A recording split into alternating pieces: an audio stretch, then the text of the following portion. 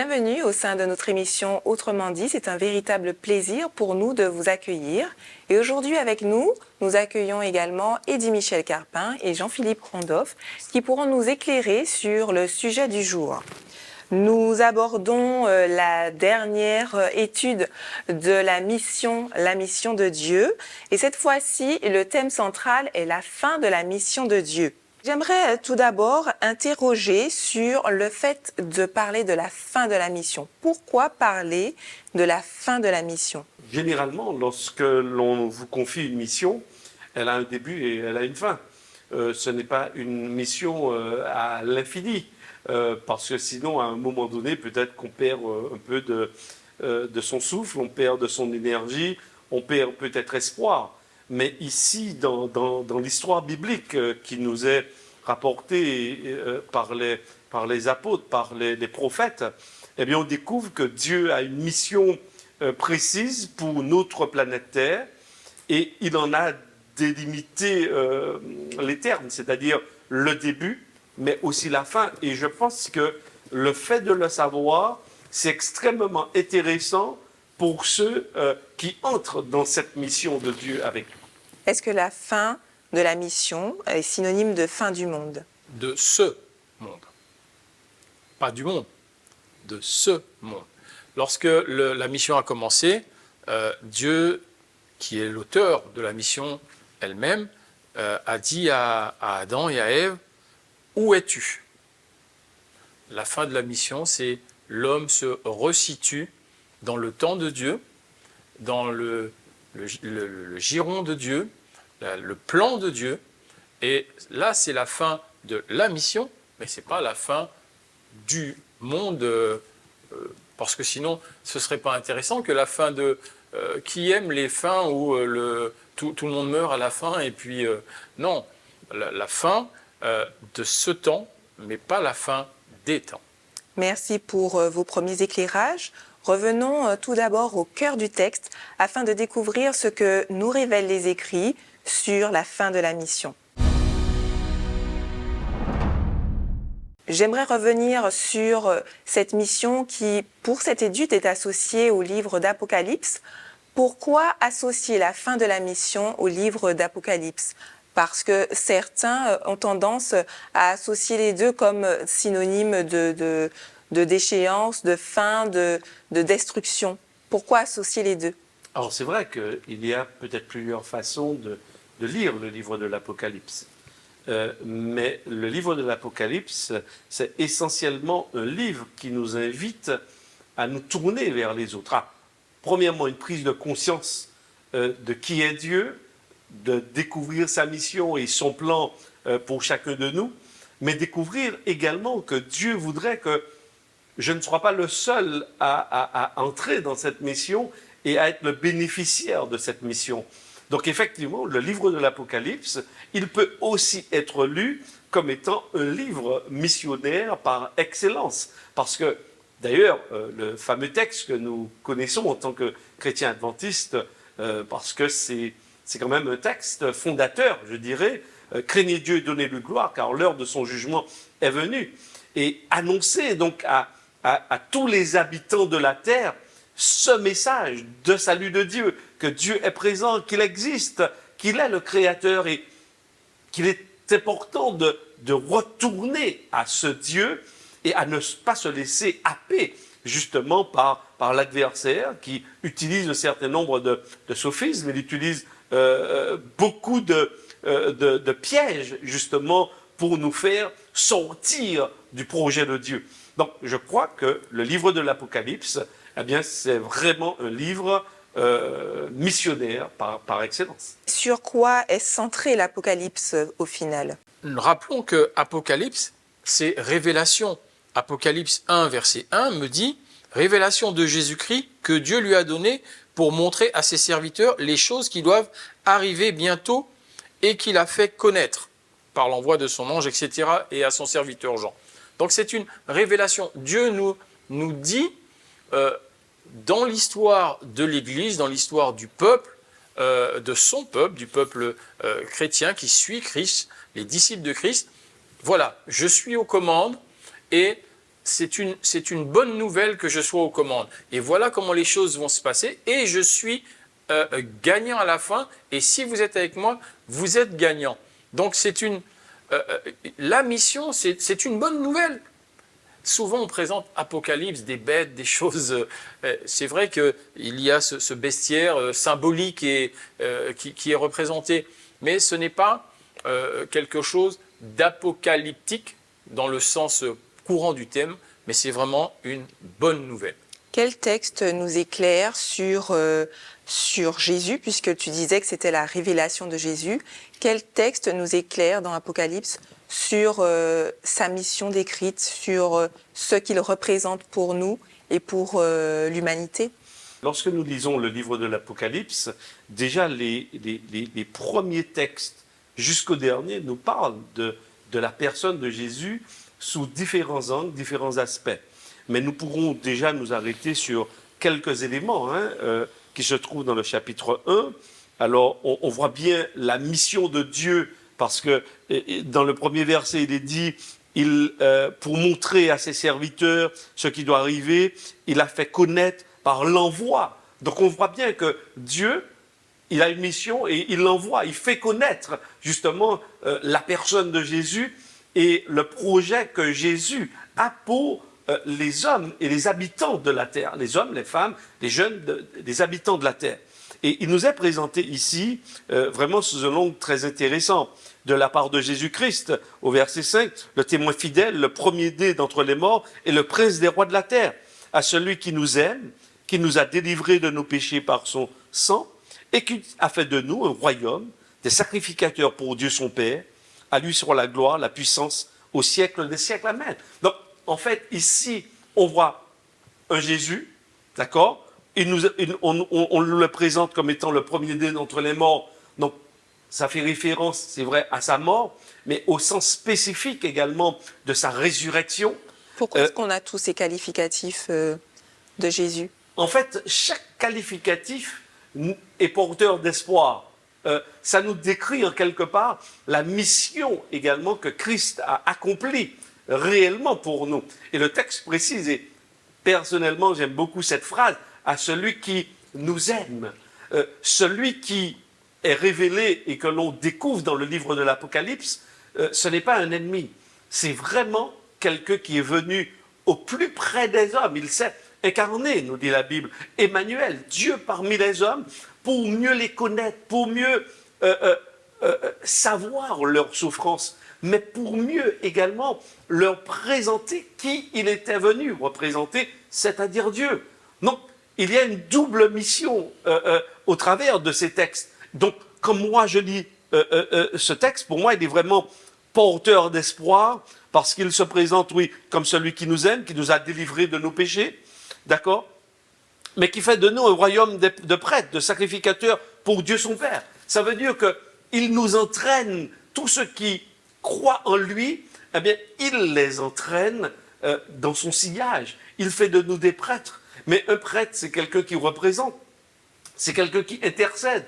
Pourquoi des prêtres et pas un autre qualificatif pour nous qui rentrons, comme tu le dis, dans son sillage? Parce que justement, le prêtre, c'est quelqu'un qui est au service. Et dans le royaume de Dieu, eh bien, la notion du service, dans le gouvernement de Dieu, le terme service, c'est un mot-clé. C'est le service comme aujourd'hui ou bien c'est un service d'une autre dimension? C'est un service empreint d'amour, c'est un service désintéressé. Dieu est au service des êtres qu'il crée et les êtres qu'il crée sont à son service. C'est un amour désintéressé qui n'est pas centré sur soi, mais qui est centré justement sur ce partage avec l'autre. Et chaque individu faisant partie de cette création de Dieu, eh bien, vit cette relation, cette dimension et cette notion de prêtre. Et pour moi, elle est vraiment très intéressante dans la notion de service. Parce que le prêtre, il est toujours là pour un autre. C'est pour quelqu'un. Donc oui, celui qui rentre dans la mission du Christ, eh bien, il embrase également cet aspect où eh bien, il intervient, il reçoit pour lui-même, mais il est aussi celui qui intercède, celui qui vient au secours d'eux, celui qui met en relation avec. Donc, moi, je crois que ces éléments sont extrêmement intéressants pour nous permettre de mieux saisir la mission de Christ pour moi, mais la mission aussi que Christ me confie pour les autres. Tu parlais de prêtre, de sacrificateur, mais il y a aussi la notion de royaume. Donc, C'est ça. comment comprendre ça? Alors justement, j'allais citer 1 Pierre 2, verset 9, qui nous dit que, donc, en relation avec ce texte d'Apocalypse que nous venons de lire, Apocalypse 1, verset 6, vous, au contraire, vous êtes une race élue, un sacerdoce royal. Donc, c'est-à-dire que nous avons une fonction royale. Alors, Qu'est-ce que ça signifie? que les chevilles ne commencent pas à gonfler ni les têtes. C'est une responsabilité. Le roi, c'est pas là pour se faire servir, comme la semaine dernière, nous avons vu Xerxès Ier et tout son faste. Mais là, c'est un roi au service. Une nation sainte, un peuple acquis, afin, tout cela, pourquoi faire? C'est pas pour vous faire servir, c'est pas pour etc. Afin que vous annonciez les vertus de celui qui vous a appelé des ténèbres à son admirable lumière. Donc, autrement dit, vous qui étiez sans connaissance, vous qui étiez dans votre vie de tous les jours, sans but véritable, sans but éternel en tout cas, dans vos péchés, dans vos vies pas forcément bien réglées, etc.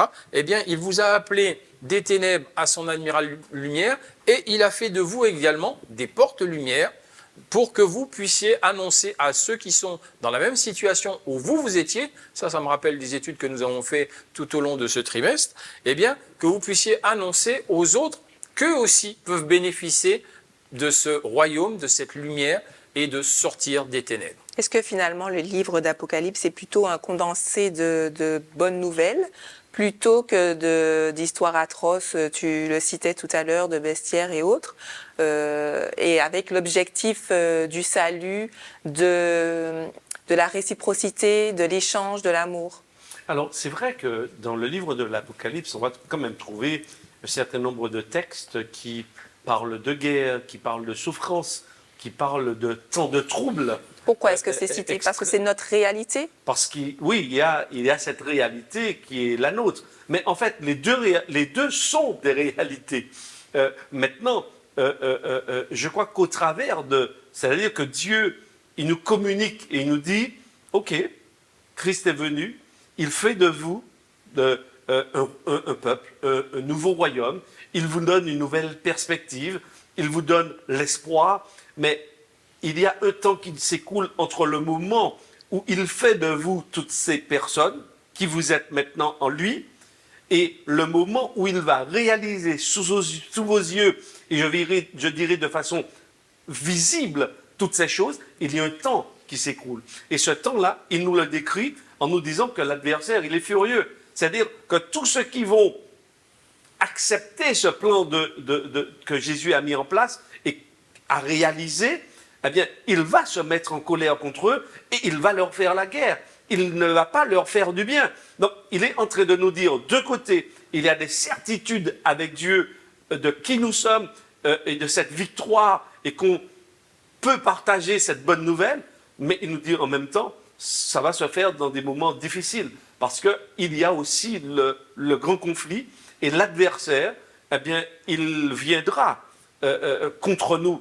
Il va mettre des personnes également peut-être que nous aimons, que nous chérissons et qui vont malheureusement jouer dans la cour de Satan et ça va faire mal. Donc, il nous donne ces éléments, non pas pour avoir peur, mais au contraire, pour qu'on se dise, Dieu nous a avertis pour que nous puissions être forts en lui, que nous puissions nous appuyer sur sa réalité et pas simplement sur ce que nous voyons, mais sur la réalité qu'il revient et qu'il nous libérera également de tout cela. Tu disais qu'il nous aime. Quelle est la mission pour nous aussi, puisque nous sommes censés l'aimer en retour? Quelle est notre mission, hormis là, tu le cites bien, de prendre position et de savoir aussi, d'être averti de ce qui risque de se passer? Quelle est notre mission une fois que nous aimons en retour et que nous nous positionnons pour Dieu? La mission, c'est celle de Dieu. Je recite le premier verset que nous avions au tout début de notre étude du trimestre. Où es-tu?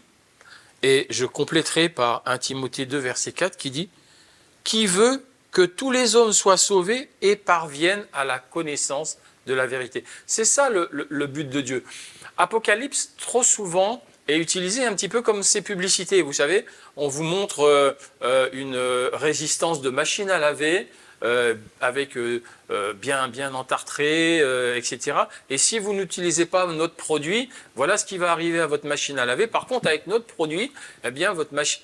On utilise trop souvent Apocalypse pour faire peur.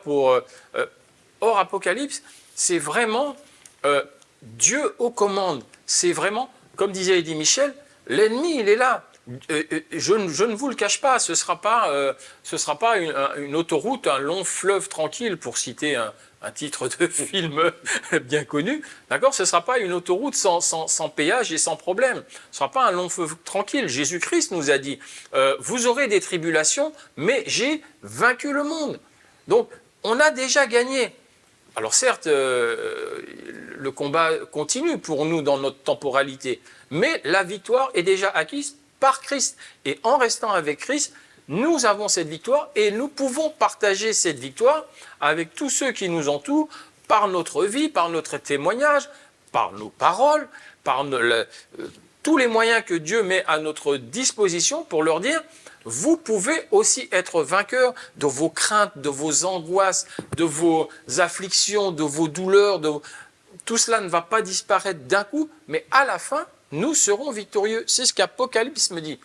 Est-ce que la mission s'achève, quoi qu'on fasse, qu'on choisisse ou qu'on ne choisisse pas? Je prendrai ce que nous avons vu la semaine dernière, lorsque Mardochée disait à Esther, de toute façon, je paraphrase, de toute façon, que tu le fasses, que tu ailles voir Xerxès ou non, ce qui doit être accompli pour sauver le peuple, ça s'accomplira.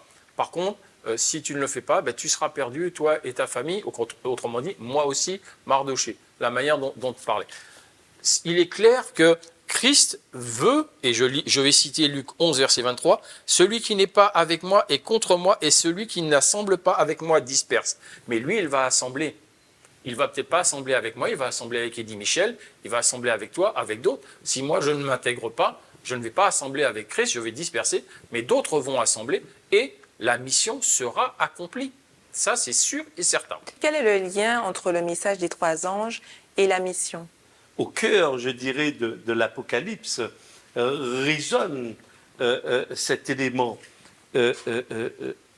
Allez dire à tous les habitants de la terre, partagez avec eux la bonne nouvelle de la personne de Jésus. Ce qu'elle a fait, ce qu'elle est et ce qu'elle est en train de faire pour chacun de nous.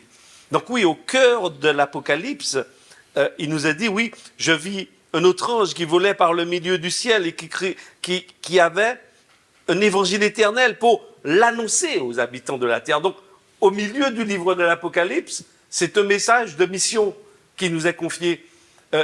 Le message de l'amour de Jésus ne peut pas être gardé pour soi. Oui, il est reçu, il est vécu, mais quand on reçoit vraiment Jésus dans sa vie, on ne peut pas le garder pour soi. D'une manière ou d'une autre, que l'on soit timide ou pas, on transpire de cette relation nouvelle, on transpire de cette transformation que sa grâce produit en chacun de nous.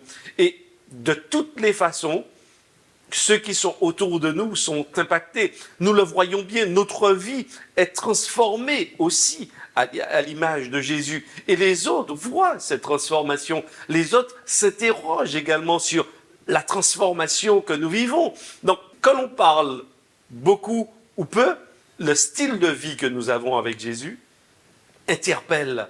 Et à partir du moment où cela interpelle, eh bien, il y aura échange avec quelqu'un. Il y aura interrogation de quelqu'un qui va nous éviter. Mais c'est vrai qu'on voit que cet évangile, cette bonne nouvelle de Jésus est à annoncer, pas à garder pour soi, à annoncer aux habitants de la terre.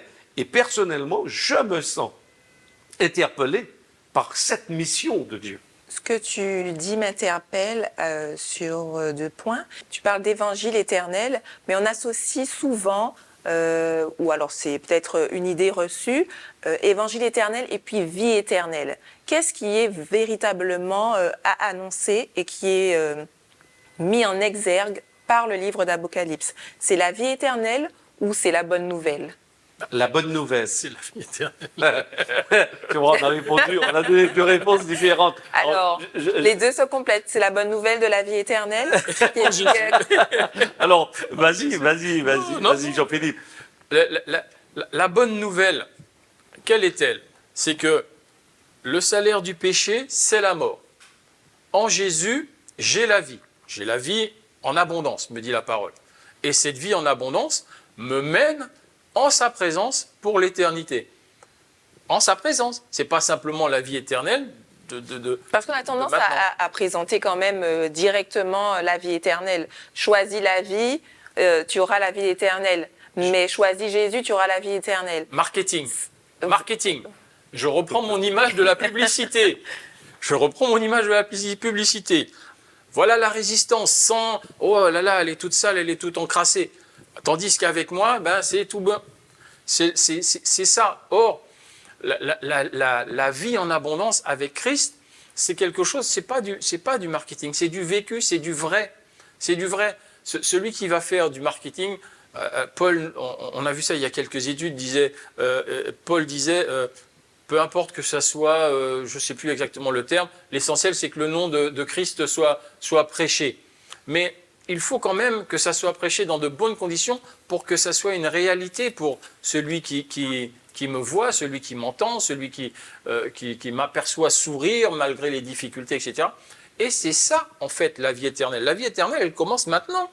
Parce que la vie éternelle, c'est que j'ai des bonnes relations avec, que j'encourage, je soutienne ceux qui sont dans le besoin, ceux qui sont maltraités, C'est ça la vie éternelle. La vie éternelle, c'est pas simplement quand Jésus reviendra, tout d'un coup, oh j'aime Eddie Michel, alors que durant toute cette terre, j'ai dit des choses pas agréables sur Eddie Michel ou je ne l'ai pas porté dans mon cœur.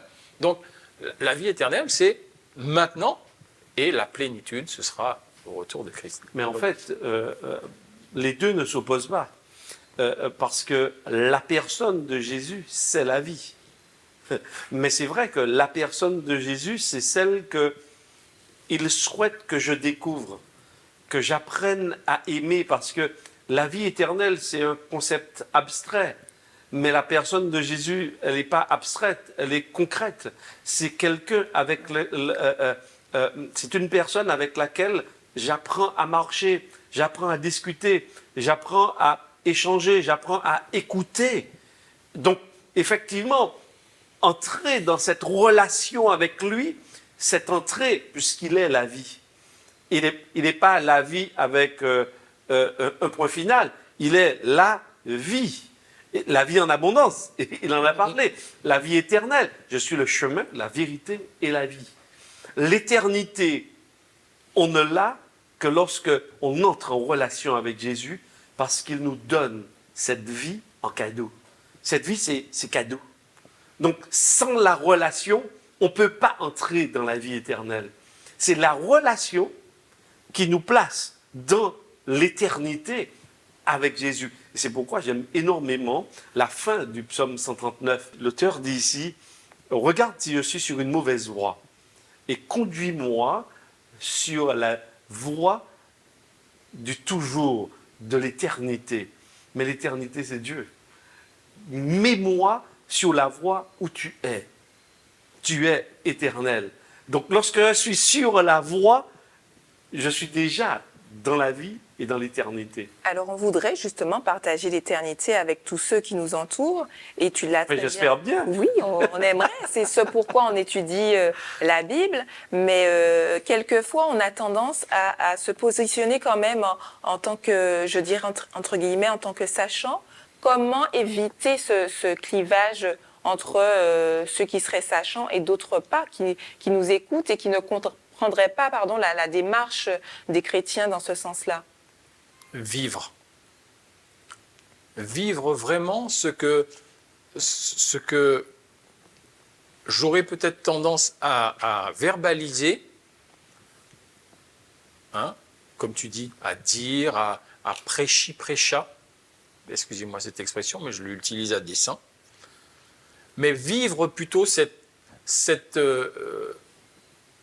chose que Christ met en moi, cet amour de l'autre, cet amour de lui, cet amour de moi-même, parce qu'il faut peut-être, pour que j'aime l'autre, il faut peut-être que je m'aime. Alors, quand je dis que je m'aime, il y a des gens qui s'aiment beaucoup et ils sont égocentrés, mais pas cet amour-là, mais vraiment l'amour parce que je sais que j'ai de la valeur aux yeux de Dieu. Je sais quelle est ma valeur aux yeux de Dieu. Et du coup, eh bien, cette valeur que Dieu me donne, je sais qu'il peut la donner à d'autres. Et dès lors, je vais vivre et je ne vais pas... Alors bien sûr, je vais aussi parler parce que l'autre, nous sommes des êtres de communication. Mais surtout, il me faut vivre cet amour, vivre cette vie de disciple de Christ et apporter à l'autre. Dieu mettra dans mon esprit, il me dira comment faire. Nous sommes parfois un peu trop dogmatiques. Ouais. C'est-à-dire que par rapport à ce que Jean-Philippe disait, souvent nous présentons une liste de choses à faire ou à ne pas faire. Les critères des élus. Voilà, on a des critères, on a une liste de croyances. Mais comme je le disais tout à l'heure, pourquoi ne pas apprendre à vivre avec Jésus simplement? Pourquoi ne pas mettre les autres en relation, en connexion avec Jésus et laisser faire Jésus et le Saint-Esprit dans la vie de ces personnes? Nous sommes trop souvent, et nous cherchons à contrôler les autres. Nous cherchons à contrôler leur évolution avec Dieu. Mais si chacun, si c'est la mission, si tous les êtres humains, c'est la mission de Dieu, et qu'il m'invite à entrer dans cette mission pour partager, pourquoi ne pas laisser Dieu aussi agir dans leur vie, les façonner, les transformer? Mais ça, c'est la responsabilité de Dieu. La mienne, c'est de pouvoir partager Jésus, une expérience de vie. Quand je lis le Nouveau Testament, particulièrement, ce sont des expériences de vie. Ce sont des hommes qui ont rencontré Jésus et qui parlent de Jésus, de ce qu'il a fait. C'est ça. Je parle de Jésus, de ce qu'il a fait dans ma vie. Maintenant, il l'a fait dans ma vie. Est-ce que tu penses que ta vie est plus compliquée que la mienne? Certainement, ou certainement pas. Mais essaie Jésus. Teste-le. L'apôtre Pierre, d'ailleurs, dira, avez-vous goûté? Il parle bien de tester, de saveur. Est-ce qu'on a goûté combien le Seigneur est bon? Lorsqu'on vit une expérience avec Jésus, pas avec la doctrine, c'est pas exactement la même chose. D'accord? Vivre avec Jésus n'empêche pas d'avoir un certain nombre de croyances. Hein? Ça n'empêche pas d'avoir les croyances. Mais parfois, les croyances éloignent de Jésus. Mais quand on est avec Jésus, ça va nous amener aux croyances. Et c'est là où, souvent, il faut pouvoir prendre le bon bout avec l'autre. Donc, quand je présente à quelqu'un Jésus, je ne le présente pas en sachant, parce que je sais simplement ce qu'il a fait pour moi, mais je ne sais pas ce qu'il est encore capable de faire dans ta vie, parce que ça lui appartient avec toi. Merci Eddy Michel, merci Jean-Philippe. Nous vous remercions de nous avoir suivis. Nous vous donnons rendez-vous à une prochaine émission d'Autrement dit. D'ici là, vous pouvez liker la page et la partager autour de vous. À bientôt.